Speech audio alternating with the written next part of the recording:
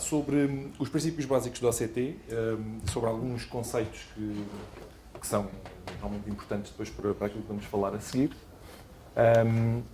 Portanto, isto é a estrutura da minha apresentação. Vou fazer uma breve introdução sobre a técnica do ACT, depois falar sobre os princípios físicos que explicam depois os achados que nós temos quando fazemos imagiologia intracoronária, alguns aspectos muito breves sobre a segurança da técnica, a forma como as imagens do ACT podem ser apresentadas, vários tipos de apresentação que temos e a forma como os podemos integrar uns com os outros de forma a tirarmos o máximo de informação possível. E depois vamos falar um pouco sobre os princípios de análise morfológica, nomeadamente qual é o aspecto de cada um dos tecidos que nós encontramos e das estruturas que nós encontramos habitualmente nas artérias coronárias e de que forma é que podemos concluir que tipo de estrutura ou que tipo de tecido é que estamos a ver. Portanto, o ACT foi desenvolvido inicialmente nos Estados Unidos, no Massachusetts Institute of Technology, em 1990, por este investigador chamado David Wang, e ele utilizou uma coisa que eu confesso que não sei o que seja, mas também não parece que seja muito importante, que é um interferómetro, que é um dispositivo que lhe permitiu fazer a avaliação de várias profundidades e de um tecido biológico e, portanto, passar a fazer imagiologia com o ACT. E logo no artigo inicial que foi publicado, em 1991, eles referiam logo duas aplicações possíveis para esta técnica, que eram, por um lado, a avaliação em termos oftalmológicos, nomeadamente da retina, e, por outro lado, a avaliação das artérias coronárias. E, de facto, tem sido nessas duas áreas que o ACT tem sido fundamentalmente utilizado.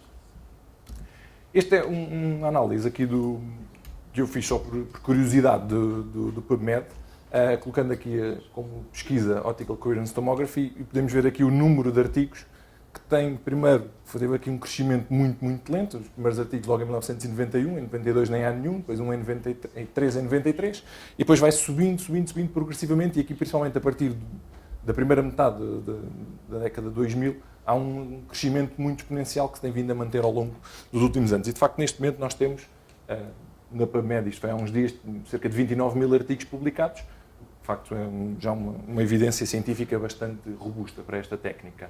Naturalmente, estes artigos não são só relativos à utilização nas coronárias, mas são também relativos a outro tipo de utilizações e mesmo muita investigação básica também está aqui referida, naturalmente. Portanto, o ACT é uma técnica de imagiologia intracoronária e que nos permite ultrapassar algumas das limitações da angiografia. A angiografia, fundamentalmente, é uma luminografia, não é? Portanto, nós vamos injetar contraste dentro de uma artéria coronária e vamos ver de que forma é que o lumen da artéria coronária é preenchido pelo contraste e, portanto, depois vamos ter imagens bidimensionais de uma estrutura tridimensional que nós só conseguimos ver num plano de cada vez. Mas, obviamente, utilizamos as várias projeções que fazemos na coronariografia para conseguirmos ter vários aspectos da mesma artéria, de forma a conseguirmos tirar o maior número de conclusões possível. No entanto, nós só conseguimos ver o lumen. Se nós tivermos uma lesão coronária e depois a seguir uma zona de coronária que seja completamente saudável, nós vamos conseguir, de facto, tirar algumas conclusões sobre a artéria.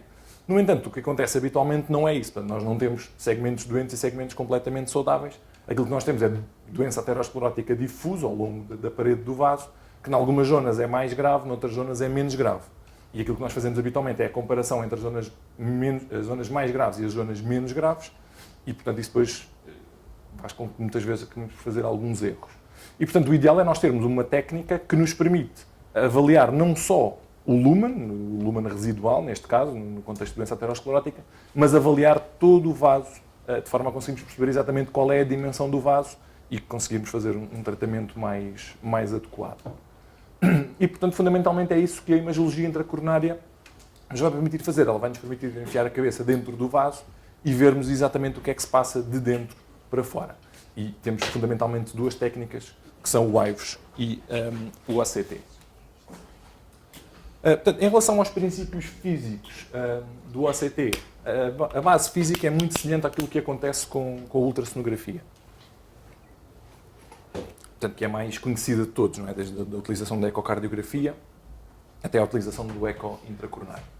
Portanto, basicamente, o que nós vamos fazer na ultrassonografia é, nós vamos ter um cristal piezoelétrico que vai emitir um impulso e depois esse impulso vai ser refletido por uma estrutura ou por um tecido e vai voltar. E, portanto, é com base nestes impulsos que nos voltam que nós conseguimos criar uma imagem. E no OCT nós vamos basicamente fazer o mesmo, só que em vez de utilizarmos ondas sonoras, vamos utilizar luz. Portanto, o que acontece na ultrassonografia é que nós vamos ver as imagens que são os ecos que são refletidos. Aqui vai acontecer exatamente o mesmo com a luz. Portanto, as ondas luminosas vão ser refletidas na estrutura interna das artérias coronárias, de qualquer tecido biológico, neste caso das artérias coronárias, e nós temos um catéter de fibra óptica que é utilizado para a emissão de luz dentro das artérias coronárias, e depois essa fibra vai rodar e vai ser puxada, portanto vamos fazer um pullback, de forma a conseguirmos ver um segmento do vaso. E quanto mais frames nós fizermos por milímetro do vaso, maior vai ser a resolução da imagem que vamos obter. Portanto, esta imagem traduz-nos o espectro de várias ondas de luz que existem. Nós temos aqui a zona da luz visível, que nós vemos à vista desarmada, que tem este comprimento de onda entre 400 e 750 nanómetros, de uma forma geral. Depois temos a luz ultravioleta, os raios-x, os raios gama, os infravermelhos, as microondas e as ondas rádio. E aquilo que o OCT vai utilizar vai utilizar ondas da gama dos infravermelhos próximos. Portanto, aqui na gama dos infravermelhos, aqui os mais próximos da luz visível, que fica logo a seguir aqui à cor vermelha, que é aquela que tem o maior comprimento de onda. Portanto, vai utilizar o comprimento de onda na ordem dos 1300 nanómetros. E é com base nisso que depois nós vamos ver as artérias. Quais são as vantagens do OCT em relação à outra técnica de imagiologia intracoronária, que é o eco intracoronário? A principal vantagem é que o OCT tem uma resolução espacial que é muito maior do que o IVUS, cerca de 10 vezes superior. Portanto, nós vamos conseguir ver a artéria com um pormenor, tudo aquilo que está dentro do lumen da artéria, a parede do vaso, com um pormenor que é cerca de 10 vezes maior do que aquilo que acontece quando utilizamos o IVUS. Em termos de limitações, a profundidade de penetração vai ser mais reduzida. Portanto, se nós tivermos uma artéria de grandes dimensões, nós não vamos conseguir ver toda a parede do vaso, vamos conseguir ver o lumen e as estruturas da parede do vaso que estão mais próximas do lumen, mas não conseguimos ver toda a profundidade do vaso. E depois existe outra limitação, também importante, que é a necessidade de criarmos um ambiente livre de sangue.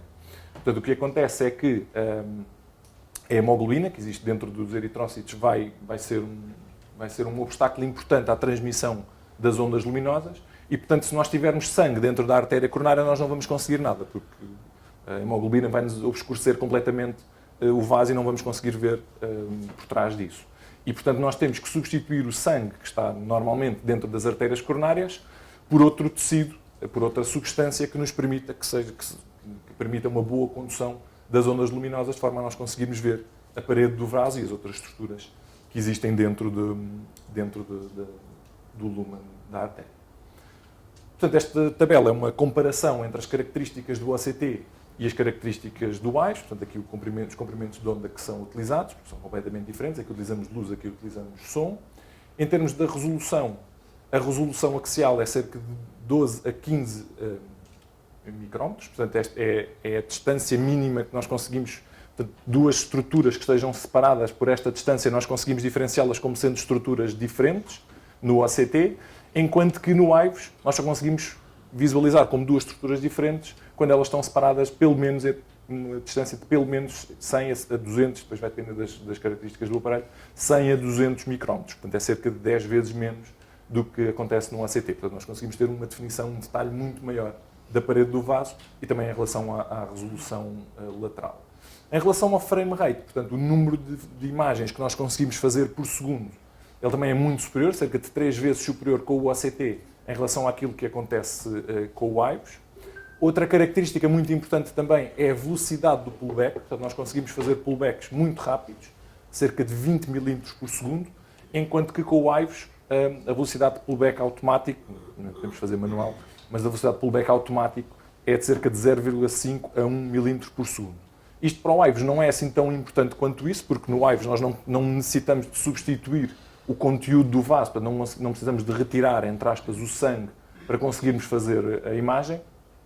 Portanto, podemos ter mais tempo, não temos esse limite de tempo, não precisamos de fazer o pullback muito rápido, podemos fazê-lo com calma.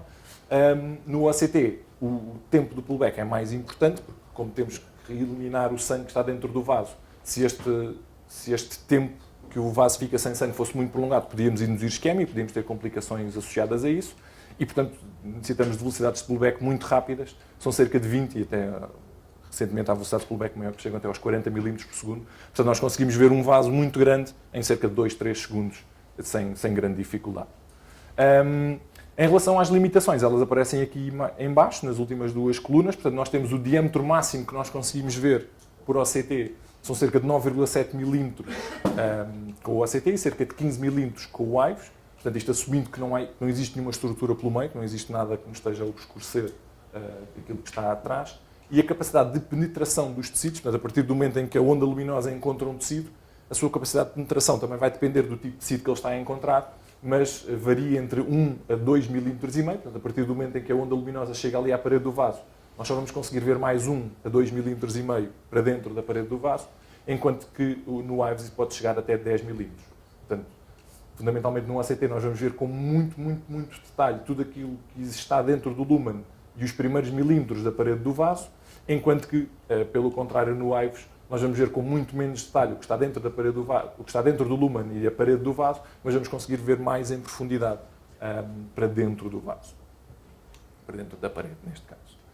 Portanto, esta imagem é uma forma gráfica de tentar explicar aquilo que eu disse. Deixa só interromper. Sim, claro. Dizer uma coisa histórica que provavelmente vocês não sabem. O OCT começou por ser feito com um balão que fazia a interrupção da circulação. E aí o OCT podia ser feito online. Punha-se um balão proximal, o probe de luz estava distalmente, sufocava-se o balão, a artéria ficava sem sangue e fazia-se o OCT. Esses primeiros OCTs nem tinham pullback. O pullback era feito como o pullback de eco. Não é? O que é que se percebeu? Que havia aqui um problema, apesar de, enfim, na literatura dizer que era muito seguro fazer uma insuflação prolongada, a gente faz isso nas coronárias quando está a fazer a angioplastia, mas numa artéria sã, que era feito proximalmente, não era assim tão seguro fazer uma balãozada proximal de uma artéria. Enfim, e então descobriram, pensaram, os primeiros pullbacks eram de 5 litros por segundo, depois passaram a 20 e agora são de 40, e portanto que é a possibilidade de nós, em 2, 3 segundos, fazermos uma artéria, fazermos o pullback e visualizarmos uma artéria toda. Qual é o grande problema do OCT em relação ao IVES? É que o OCT não dá para se fazer online. Quer dizer, nós temos um caso, depois vou-vos mostrar, um caso online do OCT, que nos serviu do ponto de vista clínico para resolvermos uma situação, mas o OCT, nós fazemos, enquanto que no IVES nós metemos um probe, como vocês sabem, e estamos ali, e podemos estar ali a ver, e depois puxamos um bocadinho para trás, puxamos um bocadinho para a frente, e estamos ali a ver, no OCT isso não é possível. No OCT nós fazemos o pullback e depois vamos ver o pullback. É sempre offline. Eu estou convencido, porque acredito nos engenheiros, que vai haver possibilidade de podermos fazer isto online. Porque, para já, há algumas, do ponto de vista técnico, há algumas experiências de, em vez de injetarmos contraste, injetar-se um soro de alta densidade e limpar a artéria com o soro. E isso seria a possibilidade de nós, com um flash de soro, podemos estar com a artéria aberta, está a fazer soro e nós estarmos a ver. E podemos fazer o OCT online. Portanto, alguma evolução do OCT vai seguramente passar por nós podermos também ver as imagens sem fazer pullback. E, portanto, este é um aspecto histórico. O que é que avançou? Foi a segurança. Neste momento, quando nós estamos a fazer uma injeção de contraste durante 2, 3 minutos, estamos a fazer tanto como quando fazemos uma injeção para fazer uma coronariografia. Portanto, é tão seguro fazer contraste. E hoje, mas isso depois vais falar com certeza, hoje o próprio catéter do OCT é um mini rail, não tem nenhum problema. Antigamente não era um catéter, os primeiros OCTs que eu fiz em 2009, quando começámos com isto em Santa Marta, eu tinha que meter um microcatéter e depois a fibra óptica ia por dentro do microcatéter, eu tirava o microcatéter, ficava a fibra óptica lá dentro e fazia o pullback, já nessa altura com pullback, mas não era mini rail. Hoje é como se fosse um balão, passa-se por cima do guia. Desculpa lá. Portanto, esta imagem procura demonstrar qual é, de uma forma gráfica, aquilo que nós conseguimos ver com cada uma das técnicas que nos permitem avaliar as artérias coronárias. Portanto, aqui a meio nós temos a capacidade de resolução axial de cada uma das técnicas, que é cerca de 10 micrómetros para o CT, 100 para o IVES, 200 para a coronariografia e 600 para a angiotac. E, portanto, aqui seria, vamos perceber qual é a forma como nós vamos ver a mesma estrutura em cada uma destas técnicas, que naturalmente será vista com muito maior resolução quando utilizamos o ACT. E por outro lado, esta capacidade de definição também nos vai permitir observar situações diferentes. Por exemplo, a ressonância vai-nos permitir observar apenas os efeitos fisiológicos, a TAC e o eco vão-nos ver a arquitetura do vaso, e com o OCT nós conseguimos até tirar algumas conclusões relativamente a alterações intracelares e às células que estão presentes na parede do vaso, de uma forma próxima àquilo que só se consegue naturalmente com a histologia. Portanto, aquilo que o OCT vai fazer, e é isso que aquele tal dispositivo que foi inventado pelo David Wong, o interferómetro, faz, ele consegue transformar a informação que recebe do tempo desde que a luz é emitida até que ela regressa ao catéter, e com base nisso vai gerar uma informação espacial. Portanto, ele vai receber essa informação e com isso vai montar uma imagem da parede do vaso.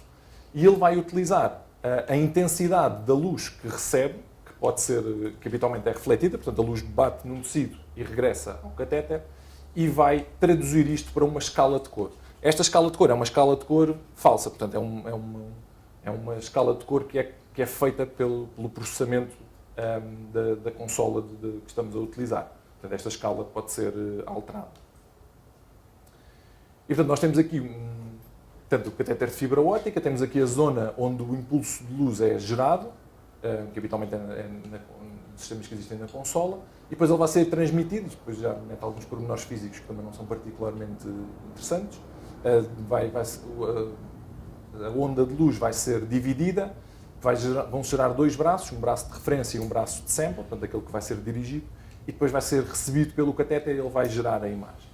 Portanto, fundamentalmente, se nós tivermos aqui o catéter vai emitir uma onda de luz, são múltiplas ao mesmo tempo, e essa onda de luz, quando contacta com um tecido, que está aqui nesta cor, amarelo, parte da onda de luz vai ser refletida de volta ao catéter, e parte da onda de luz vai ser absorvida, gerando depois aquilo que se chama uma onda de atenuação atrás do tecido.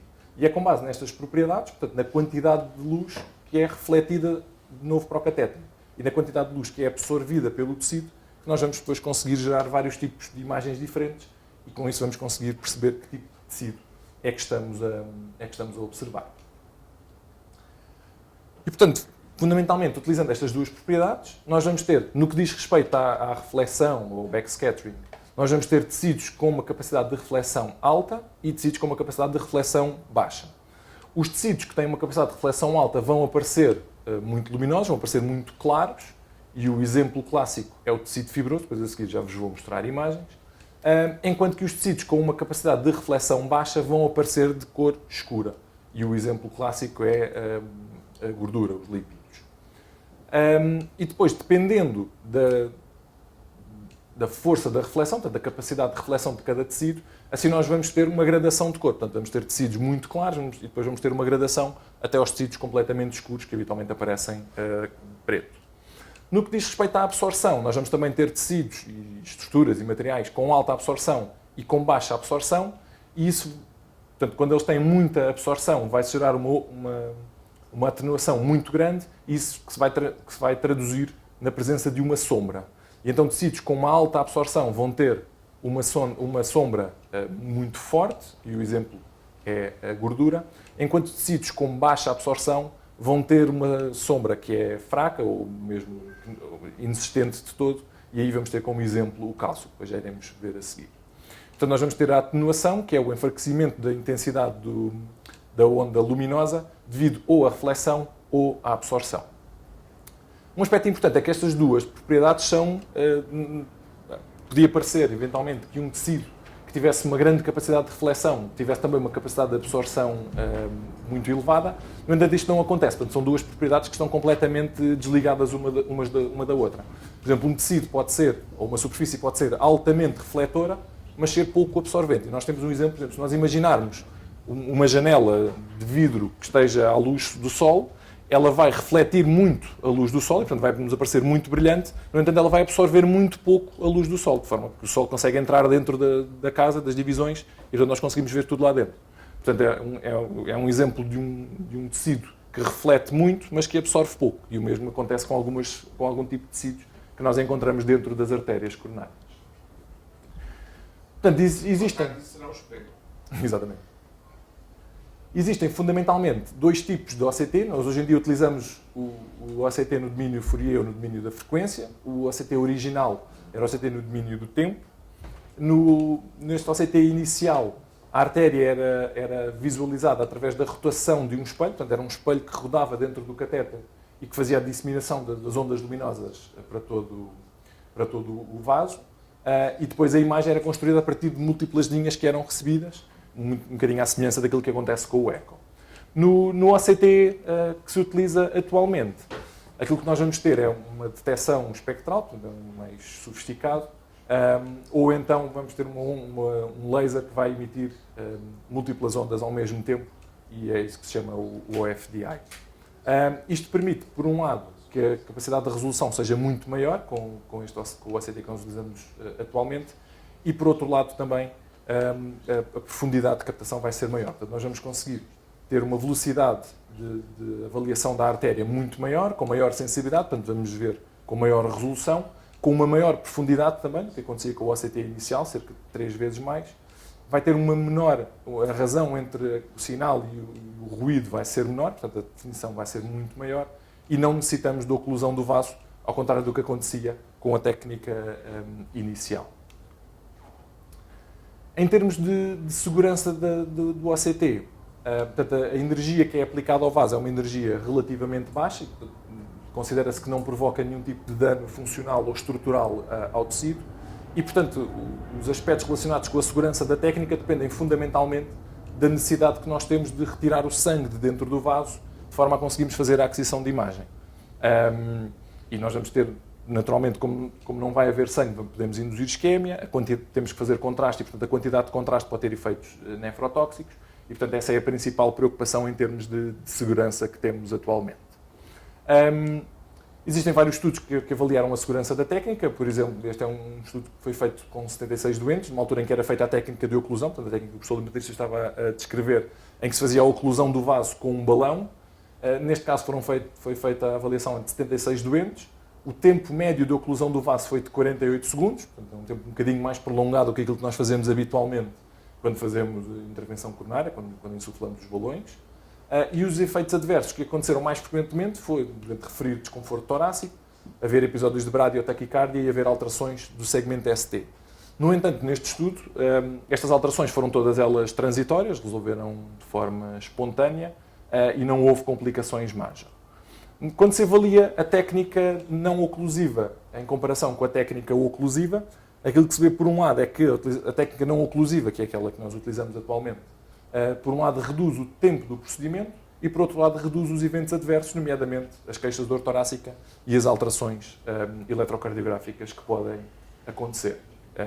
No entanto, nas principais séries que estão descritas não há, de facto, complicações major, tanto com uma como com outra técnica. Apesar de, naturalmente, o potencial dessas complicações com uma técnica em que fazemos a oclusão da artéria com um balão é naturalmente superior, como é fácil de imaginar.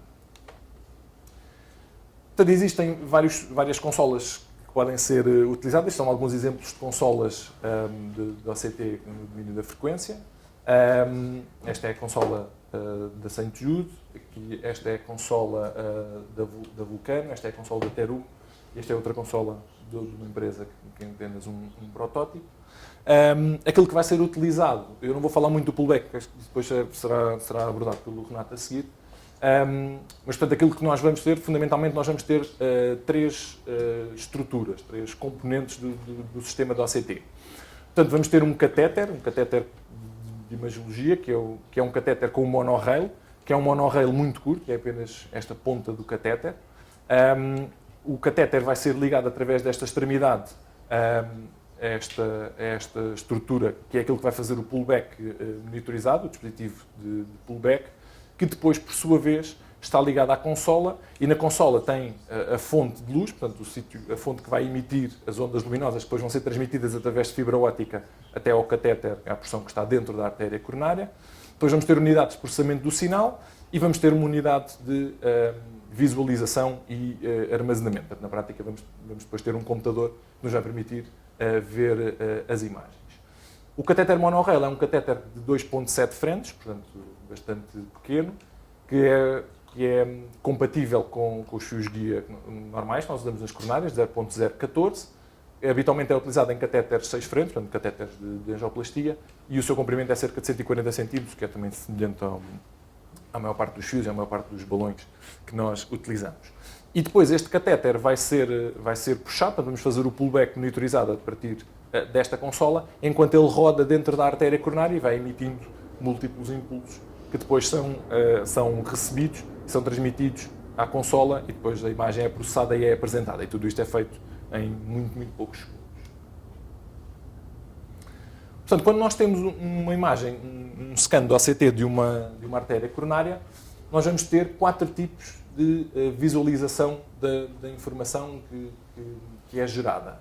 E assim vamos ter o cross-section, que é esta imagem que nós vamos cortar a artéria coronária às fatias, portanto vamos conseguir ver cada um destes bocadinhos da artéria. Depois vamos ter a visão longitudinal, em que nós vamos ver a artéria desde distal para proximal, aqui temos o catéter, portanto vamos conseguir ver a artéria em comprimento. Depois vamos ter aquilo que se chama o lumen profile. O lumen profile, na prática, vai ser o mesmo que nós vemos aqui, só que vai estar centrado, não é? Portanto, ele aqui está centrado no catéter, e à medida que o catéter vai rodando dentro da artéria, ele pode-se encostar a várias zonas do catéter. E, portanto, é como se a artéria fosse rodando à volta do catéter. Esse é o oposto, obviamente. E aqui nós vamos ter o perfil do lumen, e no perfil do lumen aquilo que vamos ter é uma extrapolação que ele vai fazer. Portanto, ele vai medir o lumen em cada um destes bocadinhos e depois vai-nos dizer, numa vista análoga que acontece aqui com o longitudinal, qual é o diâmetro do lumen em cada uma destas porções. E, portanto, com esta vista nós conseguimos facilmente perceber qual é a porção saudável do vaso e quais são as porções mais doentes, mais estenóticas. E depois, finalmente, temos a visão tridimensional. Portanto, no cross-section, o cross-section é aquilo que nós utilizamos mais habitualmente. Portanto, nós vamos ter uma visão muito detalhada do lumen e da parede do vaso. Podemos identificar, medir, marcar e colocar identificações sobre as várias estruturas. Portanto, aqui temos uma avaliação em que nós temos a medição do lumen do vaso. Portanto, conseguimos medir os diâmetros, conseguimos medir a área do vaso nesta zona. E depois vamos ter aqui uma linha, portanto, esta linha de um lado é azul e do outro lado é amarela, depois nos vai indicar qual é o plano, vou dar aqui um bocadinho atrás, vai-nos indicar qual é o plano de corte da vista longitudinal. Portanto, esta linha que está aqui, nós vamos estar a cortar o vaso, portanto, como se nós pegássemos no vaso e o abríssemos assim a meio, e depois vemos metade do vaso, portanto, é como se descascássemos, e vemos esta metade do vaso aqui. E esta linha pode ser rodada, portanto, nós podemos, através da consola, pegar com um rato, não é? Podemos rodar esta imagem e vamos passar a ter cortes diferentes e podemos cortar em todos os planos imaginários. E isto é útil, principalmente quando nós queremos visualizar, por acaso aqui nesta vista longitudinal não se vê, mas se nós podemos cortar iriam aparecer então os vasos, os ramos deste vaso, portanto, iríamos ter aqui side branches a sair e podemos utilizar isso depois para nos guiarmos e nos orientarmos e compararmos com a geografia o que é que estamos a ver. Com o corregistro. Isso hoje em dia é mais fácil porque nós conseguimos ter as duas imagens simultaneamente, tanto a imagem do OCT como a imagem da geografia, e portanto facilmente conseguimos perceber onde é que estamos. Mas a vista longitudinal também nos permite fazer isso e, por outro lado, permite fazer medições em termos de comprimento do vaso, enquanto aqui nós só conseguimos ver o diâmetro do vaso. Portanto, cá está a vista longitudinal, daqui um bocadinho em maior detalhe. Portanto, nós podemos fazer cortes em todos os planos, vamos conseguir fazer a medição do comprimento do vaso, portanto, entre dois pontos que nós podemos definir consoante as nossas necessidades, vamos identificar os side branches E depois vamos ter aqui duas informações. Por um lado, vamos ter aqui novamente uma linha azul e amarela, azul de um lado e amarela do outro, que é esta linha que está aqui. E esta linha, a linha que aparece aqui na vista longitudinal, é o sítio onde nós vamos estar a cortar a vista, portanto, a secção do vaso. E nós podemos andar com esta linha para a frente e para trás e depois vamos obter secções diferentes do vaso consoante o sítio que desejarmos. E depois, por outro lado, vamos ter logo uma avaliação automática, portanto, o software vai-nos logo colocar uma linha amarela, que é esta linha que está aqui nesta zona, no sítio onde ele identifica a área de secção, portanto, a área luminal mais pequena. Ele vai-nos dizer logo qual é o ponto no qual a área é mais pequena e, portanto, qual é à partida será o sítio onde o grau de estenose será maior. Portanto, depois, olhando para esta vista, nós conseguimos então identificar quais são as zonas de referência. O perfil de Luhmann vai nos dar mais ou menos o mesmo, é muito semelhante. Ele vai nos dizer qual é a área de secção, qual é a área luminal do vaso, ao longo de todo o segmento de vaso que foi avaliado. E, portanto, nós conseguimos colocar estas marcas azuis, que são as zonas de referência, que nós podemos alterar consoante a nossa necessidade. Ele vai nos dizer aqui em cima, na imagem não se vê exatamente, mas ele vai nos dizer aqui em cima qual é a área nesta zona, qual é a área nesta zona, que nos vão servir como a referência proximal e a referência distal, que depois, obviamente, podemos utilizar para a seleção do stent que queremos colocar neste segmento. Vai-nos dar o comprimento, portanto, aqui existe aqui uma linha azul que está a medir a distância daqui até aqui, portanto, vai-nos dizer qual é o comprimento, que é importante para escolhermos o comprimento do stent, obviamente, e depois vai-nos colocar aqui novamente a mesma linha amarela que tínhamos na vista longitudinal, dizer qual é a zona onde o lumen é mais pequeno, qual é a área luminal mínima, e diz-nos qual é o grau de estenose em termos percentuais. Também poderá ser eventualmente útil. E depois vamos ter aqui uma linha branca, que é o equivalente à linha azul e amarela que aparecia na vista longitudinal, que é a zona em que estamos a fazer a secção do vaso, para a section. E a vista de perfil, basicamente damos isto. Deixa-me só reforçar este aspecto da imagem longitudinal, porque eu acho que é de facto a grande mais-valia do OCT. Porque nós, como vocês sabem, em AIVOS, a capacidade de resolução do AIVOS dá-nos uma visão longitudinal que é muito, muito, muito má. E nós nunca fizemos uma avaliação da visão longitudinal para, por exemplo, colocar um stent por AIVOS. Isso nunca nos foi útil. Nem ver as áreas de preferência e as zonas de preferência para calcularmos a percentagem de estenose. O Renato vai falar disso, vocês sabem isso, são os princípios básicos em relação ao cálculo do grau de estenose. Nós temos que encontrar num vaso dois pontos, que são os pontos de referência, onde teoricamente, distal e proximal, onde teoricamente o vaso é são e que nos serve para depois calcular a percentagem de estenose. No AIVOS, isso nunca nos foi possível fazer. E hoje eu vejo muitas vezes pessoas olharem para o OCT como quando olhavam para o AIVOS. Limitam-se à imagem, ao corte transversal. Quando o mais importante é mesmo o corte longitudinal. E olharmos, como tu disseste bem, irmos à procura no transversal, onde é que estão, por exemplo, as bifurcações, e irmos no corte longitudinal perceber, vamos depois falar nisso com certeza, dos ângulos de bifurcação, coisa que nós nunca conseguimos ver por AIVOS.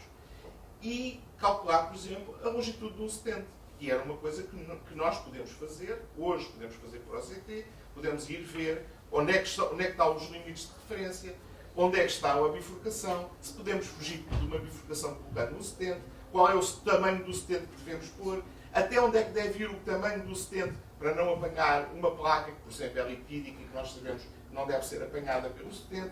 Portanto, do meu ponto de vista, a grande mais-valia do OCT em relação ao AIVOS é a visão longitudinal. Claro, o 3D é muito bonito, tem imagens, mas ainda não serve. Agora, a visão longitudinal é esquecermos o transversal e olharmos mais para o longitudinal. E às vezes não temos essa percepção porque estamos habituados a fazer AIVOS e olhar só para o transversal. Desculpa. E a consola da St. Jude, já agora, a consola da St. Jude tem esta grande particularidade, da St. Jude, desculpa, da AIVOS, tem esta grande particularidade, que ela, à partida e automaticamente, calcula-nos os sítios onde é a referência e calcula-nos os sítios onde há o MLD, o diâmetro luminal mínimo. E, portanto, nós temos essa capacidade de olhar rapidamente e perceber onde é que está a nossa lesão. Onde é que está o limite de referência e onde é que está a nossa lesão. E isso, de facto, é uma grande mais-valia. E, portanto, olhar muito para esta imagem, eu acho que é muito importante. E se quisermos, agora vou completar, nós também podemos mexer isto, não é? Claro. Portanto, isto é-nos automaticamente, Claro, mas se nós acharmos, podemos ali, mas se imaginar. nós acharmos que não é ali acima. Claro. Olha, Por exemplo, se houver uma bifurcação. Ela até está a ver mal, porque eu, do meu ponto de vista, o limite, a área, a referência proximal devia de ser mais para lá, porque ali assim ainda tens lesão. E se tu aterrares aqui um stent sobre esta zona, provável que era o limite de referência, que era o sítio da referência, provavelmente se tiveres aqui uma placa lipídica, tu estás a aterrar um stent sobre não estás a ter uma boa landing zone. Provavelmente a melhor landing zone seria aqui. Portanto, e essa possibilidade que nos é dada pelo corte transversal é uma coisa única do OCT e que esta consola ainda nos ajuda nesse sentido. Por exemplo, nós podemos, mexendo aqui nesta linha branca, nós podemos alterar a linha branca e portanto, se nós pusermos isto aqui, o que nós vamos ver é o corte transversal desta zona, não é? Portanto, vamos ver aqui esta zona e podemos ver se é uma zona boa ou não, portanto, vamos ver exatamente o que é que a consola nos está a sugerir. Nós podemos ver aqui se é uma zona boa ou não, se tem doença, se não tem, se tem alguma placa, como o professor estava a dizer, e portanto depois podemos alterar a zona de referência e com isso exatamente. Para a direita e escolher, e depois no fim medimos. Para ele darmos automaticamente a medição. Nós temos experiência disso, quando fazemos o nosso curso, fazemos questão de orientarmos a decisão única e exclusivamente por OCT, enfim, não quero única e exclusivamente, mas que é escolhermos os stents de acordo com as medidas que temos no OCT. E depois é um 18, é um 22, é o que for, é aquilo que está lá que nós medimos. Muito bem. Dúvidas? Façam perguntas. A visão 3D, como o professor estava a dizer, também é aquela, do ponto de vista clínico, é menos útil, é engraçado. Permite-nos fazer uma avaliação rápida do vaso. Podemos também cortar de várias formas, portanto, podemos fazer o corte do vaso e podemos ver a vista que estamos a ver de várias formas. Pode ser útil, por exemplo, quando nós vemos um stent, uma das situações mais úteis é quando nós temos um stent, podemos ver de uma forma rápida o stent e às vezes pode-se identificar fraturas de stent, etc. Então, alguma complicação que ocorra, por vezes pode ser mais fácil de ver no 3D do que nas outras vistas. Mas, de facto, do ponto de vista clínico é menos útil. Não é? Acho que sim, é mesmo isso. Por exemplo, para ver o que nós podemos ver aqui, temos aqui um exemplo, não é? Nós temos aqui o stent, não é? Conseguimos ver com alguma definição, conseguimos perceber exatamente aqui um gap. Estava livre exatamente. De stent. Para ver os overlaps é muito interessante, depois vamos mostrar aí alguns exemplos. Também pode ajudar nas bifurcações. Ajuda muito nas bifurcações, porque a gente vai perceber como é que elas saem, como é que, se temos alguma enjaulada, alguma strut na bifurcação, isso pode ter implicação. E, portanto, para as bifurcações é muito importante e para ver os overlaps dos stents e a relação entre os stents é importante. O resto, enfim, menos importante. Apesar que agora a nova consola da Abbott tem um aspecto muito interessante, é que nós podemos marcar, ou melhor, ela marca automaticamente, isto para a revisão dos stents, a mala posição, e depois no 3D ela dá-nos também essa noção dos threads estarem mal apostos. Isso é, do ponto de vista pelo menos visual, a gente olha para ali e percebe a quantidade de threads que estão mal apostos. Agora, em relação à análise morfológica, portanto, fundamentalmente, quando nós olhamos para uma imagem, e aqui fundamentalmente estamos a falar da avaliação transversal, nós vamos ter 3 passos. Por um lado, vamos tentar perceber se existe alguma alteração no lumen ou na parede do vaso, portanto, se é uma estrutura normal ou não, e depois a seguir já vai ser discutido o que é uma estrutura de um vaso normal. Vamos ver se as várias camadas da parede do vaso, portanto, a íntima, a média e a adventícia, se tem uma espessura normal ou não. Portanto, obviamente temos que ter sempre a noção daquilo que é o normal, que é o mais importante, para conseguirmos perceber os desvios. E depois vamos identificar os tecidos e as estruturas que estamos a ver, com base nestas 4 características, portanto, na reflexão, na atenuação ou absorção, como já falámos anteriormente, portanto, a atenuação resulta da absorção, nós não conseguimos ver a absorção, conseguimos ver o seu efeito, que é a atenuação, e depois podemos ver se o tecido, se a estrutura é uma estrutura homogénea ou não, e podemos ver como é que são os seus limites, a sua delimitação, se ela é mais abrupta ou se é mais difusa. Com base nestas características, nós podemos identificar a maior parte dos tecidos. Portanto, no que diz respeito ao equilíbrio entre a reflexão e a atenuação, portanto, nós podemos ter estruturas ou tecidos que são refletores fortes ou fracos. Os refletores fortes vão aparecer como estruturas muito luminosas, muito claras, enquanto que os refletores fracos vão aparecer como estruturas mais escuras, podem ser mesmo eventualmente pretas. E assim como estruturas muito refletoras, nós vamos ter os stents e os scaffolds bioabsorvíveis, vamos ter os trombos, tanto os trombos vermelhos como os trombos brancos, vamos ter os macrófagos, vamos ter o fio-guia, o tecido fibroso, os scaffolds de polímeros, aqui eram os metálicos, trombos brancos e os cristais de colesterol. Como estruturas que são refletoras pobres, portanto, que vão aparecer como estruturas escuras na imagem do ACT. Vamos ter fundamentalmente o material lipídico e o cálcio. Quando vemos em relação à atenuação, portanto, um tecido ou uma estrutura com uma atenuação elevada vai gerar sombras muito intensas e, nesse caso, vamos ter os stents e as plataformas metálicas, os trombos vermelhos, os macrófagos e o fio-guia e os lípidos. E como estruturas que têm uma atenuação baixa e, portanto, que geram sombras fracas ou não geram sombra de todo, vamos ter o tecido fibroso, as plataformas bioabsorvíveis com polímero, os trombos brancos, os cristais de colesterol e o cálcio. E, portanto, depois, conjugando estas duas características, nós conseguimos tirar algumas conclusões em relação ao tecido. Mas aqui já vou mostrar exemplos. O outro aspecto tem a ver com se o tecido é homogéneo ou heterogéneo. Portanto, como tecidos homogéneos, portanto, em que o aspecto do tecido é todo igual entre si, nós vamos ter o tecido fibroso, os trombos vermelhos, os stents e as plataformas, independentemente da sua constituição, o fio-guia e o conteúdo lipídico, e como estruturas heterogéneas, nós vamos ter o cálcio e os trombos brancos. Em relação à sua delineação, portanto, aos seus limites, eles vão ser mais abruptos no que diz respeito ao tecido fibroso, aos trombos vermelhos, as plataformas e os stents, os fio-guia e o cálcio, e os limites vão ser menos bem definidos, portanto, mais difusos, quando falamos dos lípidos e dos trombos.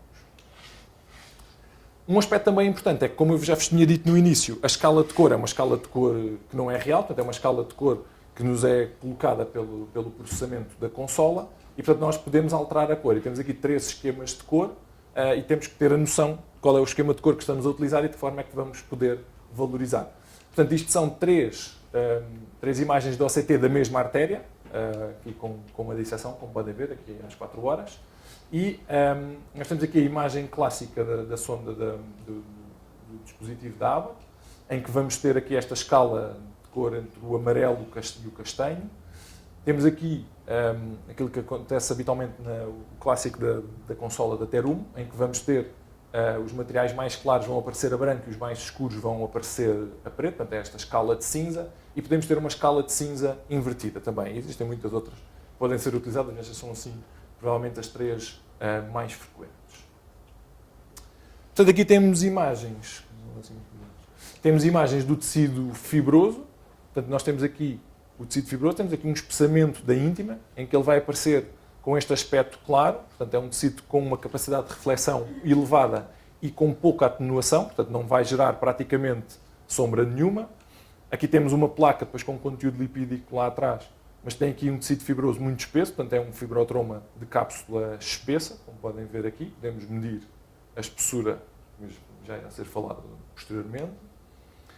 Aqui temos o cálcio, vê-se mal nestas imagens, mas temos aqui, portanto é uma estrutura que aparece escura, portanto com uma capacidade de refletora baixa e também com uma atenuação baixa, portanto não gera sombra. Comparem, por exemplo, com o que acontece aqui com o fio-guia, que está aqui, não é? Gera uma sombra bastante intensa, porque a luz é toda ela refletida, não atravessa o fio guia, e portanto aqui nós não temos praticamente sombra nenhuma, e além disso é uma estrutura que é bem delimitada, portanto tem estas arestas muito bem delimitadas, habitualmente direitas, que nos permitem concluir facilmente que isto é cálcio. Parece quase encapsulado, Exatamente. como se fosse uma cápsula. É inevitável a comparação com o Aivos, eu estou a trazer isso porque, de facto, todos nós estamos muito mais, ou nos sítios onde se calhar trabalham, muito mais habituados a ver Aivos. O cálcio e os lípidos são dois bons exemplos daquilo que o OCT nos trouxe para ver melhor estas estruturas. Como vocês sabem, por Aivos, o cálcio tem uma sombra enorme, a luz a bater no cálcio não consegue transpor e, portanto, faz uma sombra enorme. E, como disse o Pedro, o cálcio, em contacto com a luz, não provoca sombra, ou provoca muito pouca sombra. E isso, portanto, até aqui nós nunca tínhamos visto tão bem o cálcio como se pode ver com o OCT. E no caso dos lípidos também, enfim, a sensibilidade e a especificidade de reconhecer lípidos numas artérias passou de 30% a 40% que tínhamos, apesar de haver uma coisa que era a histologia virtual, que era uma imagem processada, etc., e que nunca foi considerada era fibrolipídica, nunca era exatamente lípido. Mas agora com o OCT nós temos a capacidade, como disse o Pedro, de ver as placas lipídicas. E isso pode ter, como depois vamos ver a seguir, na relação com a cápsula fibrosa, alguma importância clínica. E, portanto, é como se começássemos a ver, a olhar melhor para a parede arterial desde que podemos fazer o OCT. E depois vamos ver qual é a implicação clínica que isso tem, Pedro. Mas é engraçado percebermos também que o comportamento destes dois tecidos, não é, dos lípidos e do cálcio, são exatamente opostos no OCT e no Aivos. Não é? Porque enquanto no Aivos o cálcio, como o professor disse, vai gerar uma sombra muito marcada, no OCT isso não acontece, portanto nós conseguimos ver facilmente a zona calcificada, conseguimos ver toda a zona calcificada e conseguimos ver para trás dela, portanto a luz consegue penetrar. O lípido, que eu vou mostrar no slide a seguir, é exatamente o contrário. E no Aivos era exatamente o oposto, portanto no Aivos eles são duas estruturas brancas, portanto são hiperecogénicas, o cálcio gera muita sombra, enquanto os lípidos, ou as placas fibrolipídicas, não é? como se consegue ver no Aivos, geram muito menos, portanto o comportamento é exatamente o oposto. Os lípidos aparecem também como estruturas pretas, como aparece aqui uma placa fibrolipídica e aqui também, portanto, como estruturas mais escuras, portanto, com uma capacidade de refletora baixa, mas têm uma sombra muito maior. Não se vê bem, mas no computador vê-se um bocadinho melhor, mas portanto, ele gera aqui uma sombra muito maior do que acontece no caso do cálcio. E, portanto, é com base nestas duas características. E também, por outro lado, a delimitação das placas lipídicas é menor. Portanto, enquanto no cálcio nós tínhamos estas arestas muito bem definidas, portanto, é fácil perceber onde é que o cálcio começa e acaba. Nos lípidos, aquela transição é mais difusa, é mais suave, não é assim tão abrupta. Exatamente. Depois, outra coisa que se consegue ver são cristais de colesterol. Aqui na imagem vê-se mal, mas os cristais de colesterol que estão aqui nesta ampliação são zonas que habitualmente aparecem na íntima, que são zonas hiperrefletoras, portanto, são zonas muito claras, muito mais até do que o tecido fibroso, que está aqui nesta cor, é assim ainda mais claro, e que não geram sombra praticamente nenhuma, não é? Portanto, nós conseguimos ver facilmente atrás. Existem então aqui vários exemplos ao longo da parede do vaso, que são mais difíceis de ver. E depois, por outro lado, também conseguimos ver agregados de macrófagos. Os agregados de macrófagos também aparecem como estruturas hiperrefletoras, como zonas hiperrefletoras, portanto, não tanto como o cristal de colesterol, a diferença em relação ao tecido fibroso não é tão grande, mas por outro lado geram sombra. Nós podemos ver aqui o acumulado de macrófago que dá aqui, depois gera uma sombra atrás, ao contrário dos cristais de colesterol que vocês veem aqui que não têm sombra praticamente nenhuma. Uma alegoria, a gente quando está na televisão temos aqueles dois comandos, que é o do brilho e o do contraste. Não é? O contraste é mais luz ou menos luz, e o brilho é maior intensidade, maior reflexão. Não é? Estes cristais não é que tenham mais luz, são muito brilhantes. Portanto, criam são muito refletores e não têm atenuação nenhuma.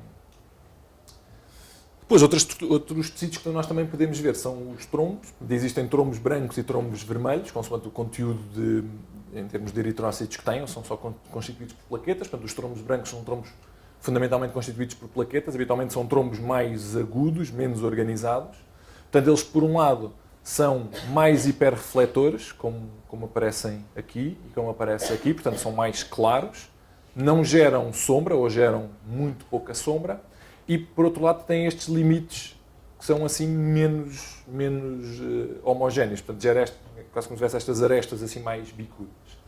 Os trombos vermelhos são trombos já mais organizados, já com eritrócitos. Pelo facto de terem eritrócitos, vai haver uma atenuação muito maior, portanto vão gerar estas sombras grandes, como nós vemos aqui. Não conseguimos ver praticamente nada para trás do trombo. Aqui é um bocadinho que é mais trombo branco e depois atrás é tudo trombo vermelho, e aqui também acontece exatamente o mesmo. E eles habitualmente são mais arredondados, que são trombos mais organizados, já com uma organização superior, e portanto eles têm estas arestas assim um bocadinho mais arredondadas. É mais evidente aqui nesta imagem do que na imagem da direita, exatamente. Depois, outras estruturas que nós conseguimos ver habitualmente, que são colocadas por nós, os stents. Portanto, os stents vão aparecer como estruturas hiperrefletoras, portanto, como estruturas muito claras, muito brilhantes. Aqui 2 exemplos nas duas consolas habitualmente utilizadas, e que geram uma sombra grande. Portanto, vão ter uma atenuação muito grande, porque a luz não consegue atravessar o metal, portanto, ela bate e é completamente refletida e não conseguimos ver praticamente nada do que está atrás dos estratos do stent. Isto é a imagem de um stent graft, em que nós vamos ter uma película. Portanto, nós vamos ter aqui as estratos e depois vamos ter a película, habitualmente é PTFE, mas pode ser outro tipo diferente, em que nós vamos ter uma sombra muito maior. Portanto, os estratos, como são metálicos, vão gerar uma sombra ainda maior, que nós podemos ver logo aqui, mas depois a seguir vocês veem que a capacidade de penetração da luz é muito baixa, porque nós praticamente não conseguimos ver nada da parede do vaso para lá. E vamos ter esta membrana contínua, que é a membrana de PTFE, atrás da qual não conseguimos ver nada. Depois vamos ter as plataformas bioabsorvíveis, as plataformas constituídas por polímeros, habitualmente PLLA, que aparecem, ao contrário dos stents, que aparecem como estas estruturas assim. Portanto, nós basicamente só conseguimos ver a superfície mais luminal, portanto aquela que está mais próxima, mais dentro do lumen. Não conseguimos ver a parte de trás do stent, não só porque ela é mais fino, mas também porque a luz não consegue penetrar. Enquanto nas plataformas nós vamos ver a caixinha toda, não é? Portanto vamos ver a strut toda, as suas 4 superfícies, e ela vai gerar uma atenuação muito menor. Portanto, a sombra vai ser muito menos intensa, comparando aqui com o stent, não é? A sombra é muito menor com estas plataformas. Ao contrário do que acontece com as plataformas bioabsorvíveis metálicas. É uma imagem da plataforma bioabsorvível de magnésio, em que a imagem vai ser muito mais parecida ao que acontece com os stents metálicos. Nós vamos ter aqui, nós conseguimos perceber também que a espessura dos estratos é muito maior, porque eles estão mais afastados da parede do vaso. Aqui isto não acontece porque eles são, por o stent não estar bem aposto, acontece sim porque os estratos são maiores, mas o comportamento vai ser muito parecido. Nós vamos ver a superfície que está virada para o lumen muito bem, e depois a seguir vamos ter uma sombra grande e não conseguimos perceber exatamente o resto da plataforma. E portanto, por último, não sei se ainda temos tempo. Por último, trouxe aqui só algumas imagens para nós tentarmos interpretar em conjunto. Portanto, aqui esta primeira imagem, o que é que vocês veem? O que é que vos parece? Vemos aqui nesta artéria.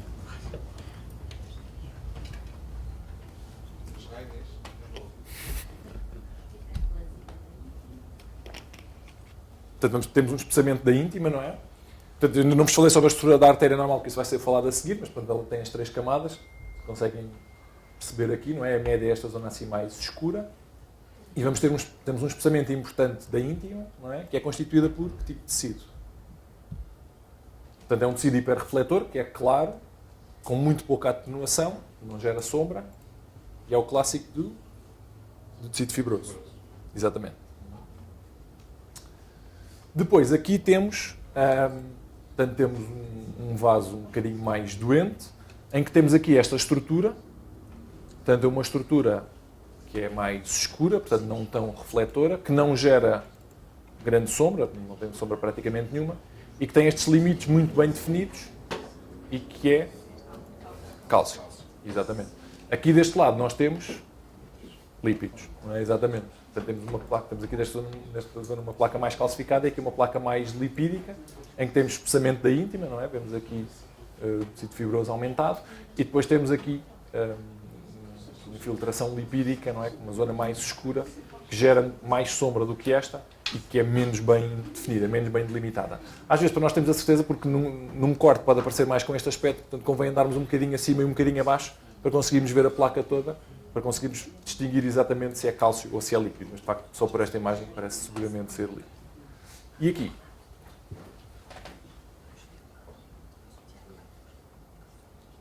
Portanto, aqui deste lado são lípidos, não é? Exatamente. Portanto, temos uma zona mais escura, não é? Portanto, temos aqui a íntima, tecido fibroso, e depois temos aqui esta infiltração difusa, com limites que não são bem definidos. Nós não conseguimos perceber exatamente onde é que isto começa e onde é que acaba, não é? Imaginamos que esteja mais ou menos assim, mas não conseguimos ter a certeza absoluta, ao contrário do que acontece com o cálcio, nós conseguimos perceber exatamente onde é que ele começa e onde é que ele acaba, não é? Aqui não conseguimos perceber, aparece escuro e tem mais sombra. Nós conseguimos, a penetração da zona da luz para este lado é menor do que acontece, por exemplo, para este lado. Aqui temos uma acumulação de lípidos, aqui deste lado. E aqui? Também, não é? Portanto, aqui deste lado temos uma cápsula, aqui tínhamos uma cápsula mais, portanto, tecido fibroso mais espesso, portanto, um fibrotoma de cápsula mais espessa, aqui bastante mais fino, não é? Nós conseguimos medir isto para perceber a vulnerabilidade da placa e depois temos aqui um conteúdo lipídico muito marcado, não é? Com uma grande sombra e todo ele mais escuro, exatamente. E aqui parece ser cristais de Goldstone, aqui é esta zona. E isto? É um stent, não é? Parece ser um stent metálico. Também podia ser uma plataforma bioabsorvível metálica, não é? O aspecto seria muito parecido. Olhando para a espessura dos struts, provavelmente será um stent metálico, não é? Portanto, hiperrefletor com uma sombra muito grande. E é tudo.